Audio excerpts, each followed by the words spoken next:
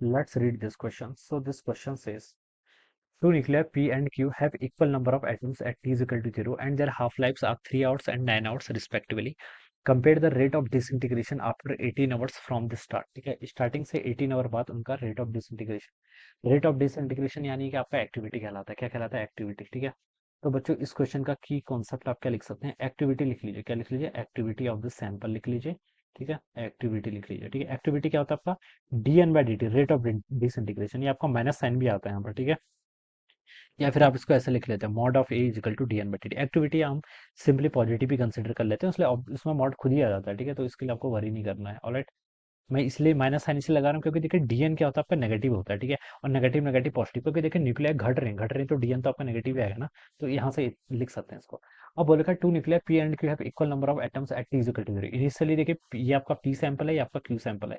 दोनों के initially T is equal to 0 जब टाइम था, तो equal number of nuclear P पर भी एन नॉट थे मान लीजिए, तो क्यू पर भी एन नॉट होंगे। ठीक है, इनकी हाफ लाइफ गिवन कर रखी है 3 आवर्स एंड 9 आवर्स। ठीक है, देखिए हाफ लाइफ और इसका क्या रिलेशन होता है? ठीक है, हाफ लाइफ आपकी 3 आवर्स है और इसकी 9 आवर्स गिवन कर रखी है। ठीक है, तो देखिए बच्चों आप ये लिख सकते हैं। और आपको देखिए मान लीजिए कोई सैंपल है एंड नॉट, उसमें नंबर ऑफ मॉलिक्यूल्स हैं किसी टाइम टी पर। ठीक है, फर्स्ट हाफ लाइफ के बाद उसके नंबर ऑफ मॉलिक्यूल्स कितने हो जाएंगे? एन नॉट बाई टू के इक्वल। सेकंड हाफ लाइफ के बाद कितने हो जाएंगे? N naught by four. ठीक है, और थर्ड हाफ लाइफ के बाद इसका भी आधा यानी कि एन नॉट बाई एट। तो यहाँ से जो आपका फॉर्मूला बनता है वो बन जाता है एन नॉट। ये देखिए सब टू के मल्टीपल में, टू की पावर वन, ये टू की पावर टू, ये टू की पावर थ्री। तो मैं इसको लिख सकता हूँ टू की पावर एन। और एन क्या होगा यहाँ पर से? एन को मैं लिख सकता हूँ बच्चों क्या? T divided by T half. ठीक है, ये आपका फॉर्मूला होता है। इस फॉर्मूले को आप स्टैंडर्ड फॉर्मूला याद कर लीजिए। ठीक है, ये क्या बता रहा है? देखिए अगर मैं फर्स्ट हाफ लाइफ की बात करूं तो टी कितना होगा आपका? टी हाफ के इक्वल होगा। ठीक है, तो टी हाफ से टी हाफ कैंसिल यानी कि N naught by two first half life में आ गया। This is my second half life. Second half life में क्या होगा? टी की जगह यहाँ पर टू टी हाफ लिख लेंगे। देखिए यहाँ से यहाँ तक का कितना टाइम लगेगा? एक हाफ पीरियड है तो एक हाफ लाइन है तो टी नॉट।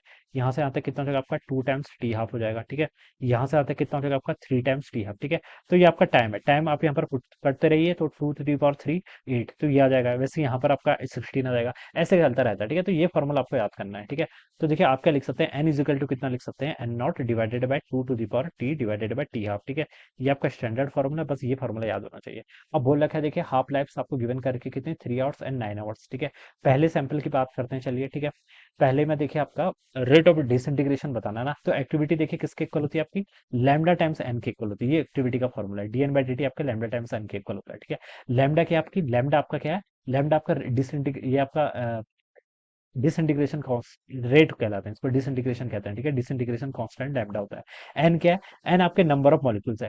ये एन से एन क्या है आपका? Number of nuclei present. ठीक है, एट एनी टाइम टी। ये इनिशियल नंबर ऑफ न्यूक्लियाई नहीं है, ये किसी टाइम टी पर, जिस टाइम पर हमें पूछा गया उस टाइम पर जितने नंबर ऑफ न्यूक्लियाई हैं उसके बाद हम कर रहे हैं। ठीक है, ये इनिशियल नंबर होते तो एन नॉट शुरू में तो इक्वल थे। ठीक है, तो उस चीज का ध्यान रखना है। यहाँ पर लैम्डा टाइम्स एन है। एन है आपका number of nuclei present at any time T, जिस टाइम पर हम एक्टिविटी कैलकुलेट कर रहे हैं। ठीक है, तो हमें 18 आवर बाद पूछ रखा है तो 18 आवर बाद हमें एन पता करने होंगे। ठीक है, तो यहाँ पर देखिए आप पुट कर लीजिए कितना होगा। देखिए 18 आवर बाद। ठीक है, पहले वाले सैंपल के आपका पी वाला सैंपल है, पी वाले के लिए मैं लिख लेता हूँ। देखिए N naught divided by two. ठीक है, टी कितना है? 18 आवर बाद बताना है। पी वाले की हाफ लाइन कितनी है? थ्री के इक्वल। ठीक है, तो यहाँ से आपका ये कितना हो जाएगा? सिक्स। ठीक है, तो N naught divided by two to the power six, two to the power five 32 होता है, सिक्स करेंगे तो एन नॉट बाई 64। ठीक है, तो ये आपका अब आगे पी के मॉलिक्यूल्स कितने हो गए? एन नॉट डिवाइडेड बाई 64 के इक्वल हो जाएंगे। कब?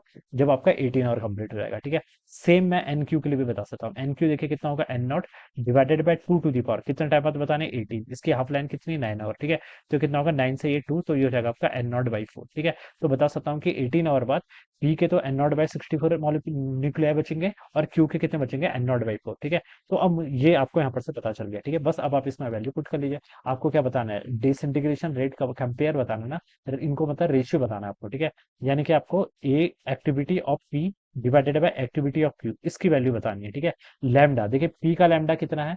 लैम्डा देखिए लैम्डा हम ऐसे निकालते हैं, हमें पता है टी हाफ किसके इक्वल होता है आपका? L N of two divided by lambda के इक्वल। ठीक है, तो ये इन्वर्सली प्रोपोर्शनल होते हैं। ठीक है, किसके? इन्वर्सली प्रोपोर्शनल होते हैं। ठीक है, लैम्डा किसके इन्वर्सली प्रोपोर्शनल? यहाँ से टी हाफ लाइफ के। ठीक है, तो अगर मैं लैम्डा ऑफ यहाँ पर क्या लिखूं? देखिए लैम्डा ऑफ किसका? पी इंटू एन ऑफ किसका? पी। ठीक है, डिवाइडेड बाय कितना हो जाएगा यहाँ पर से? ये फॉर्मूला यूज कर रहा हूँ बस, simply lambda of Q times आपका एन ऑफ क्यू, इतना हो जाएगा। ठीक है, पी का लैम्डा किसके इक्वल होगा? देखिए लैम्डा ऑफ पी हो जाएगा टी हाफ ऑफ पी के इनवर्सली प्रोपोर्शनल। ठीक है, टी हाफ ऑफ पी के, पी का टी हाफ देखिए कितना है? 3 आवर्स। ठीक है, तो इनवर्सली प्रोपोर्शनल हो जाएगा ना, तो यहाँ पर 3 नीचे आ गया, ठीक है। वैसे सिमिलरली लैम्डा क्यू किसके इनवर्सली प्रोपोर्शनल होगा, टी हाफ ऑफ क्यू के। टी हाफ ऑफ क्यू कितना है 9, इनवर्सली प्रोपोर्शनल है तो 9 आपका ऊपर आ गया। इनटू एनपी देखे कितना है, एनपी की वैल्यू आपकी एन नॉट बाय 64 हो गई है, कितनी, एन नॉट बाय 64 होगी कब, 80 नॉट से बाद।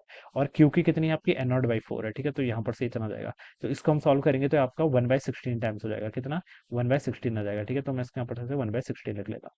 तो इसको देखिए सॉल्व कर लीजिए, 9/3 इंटू कितना हो गया आपका यहाँ से 1/16 हो जाएगा, ठीक है। तो 3 से इसको कैंसिल करूंगा तो 3 ऊपर चला आएगा, तो ये आपका 3/16 के इक्वल आ जाएगा। तो इसका रेशियो 3/16 आ जाना चाहिए, ठीक है। तो 3/16 देखिए डी ऑप्शन पे गिवन किया हुआ है, so this should be the right answer of this question. Alright, so I hope you are understood this concept. All the best and thank you.